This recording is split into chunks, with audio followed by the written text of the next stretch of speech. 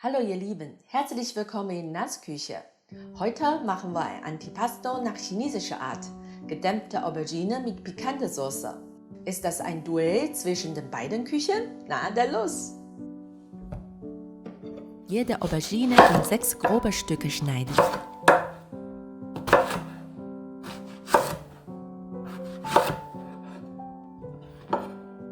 Ein Schuss Essig in kaltes Wasser. Aubergine anlegen und waschen. Dadurch werden die Aubergine nicht mehr oxidiert. Die schöne Farbe bleibt. Die Auberginen auf Dämpfansatz so verteilen, dass die heiße Luft durchkommen kann.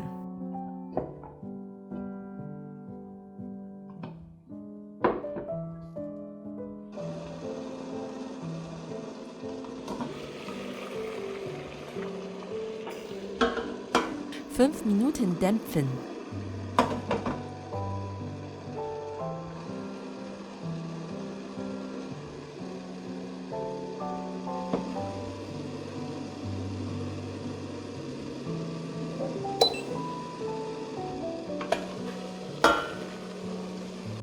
Lauchzwiebel in Scheiben schneiden.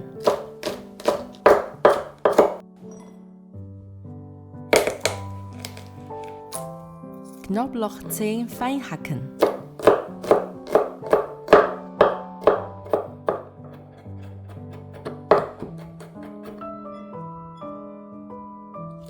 Koriander klein schneiden.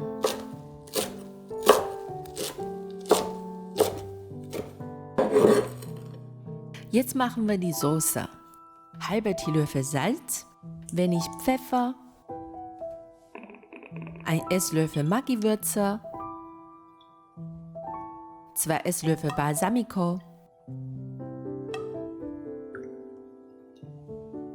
1 Teelöffel Zucker, 1 Esslöffel Sesamöl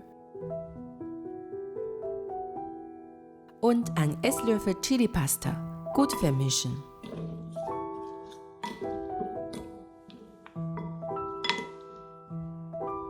Die abgekühlten Auberginen längs in schmale Streifen reißen.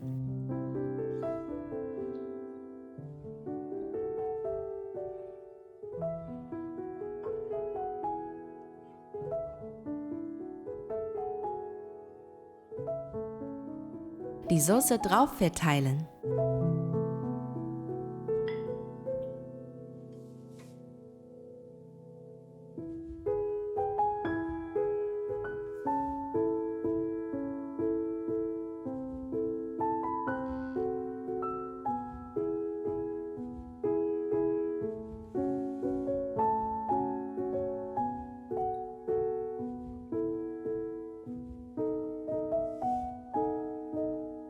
Egal italienische Küche oder chinesische Küche, Hauptsache es schmeckt. Meine Lieblings-Antipasti sind in Öl angelegte getrocknete Tomaten und mit Knoblauch gefüllte Oliven. Delicioso!